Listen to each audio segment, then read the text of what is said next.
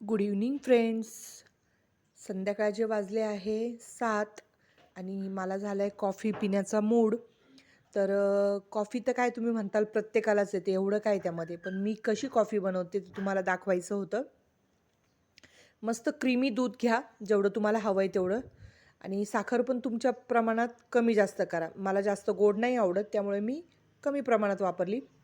आता दूध आपल्याला छान असं उकळून घ्यायचं आहे मस्त. भरपूर जेवढं उकळता येईल तेवढं उकळू द्या.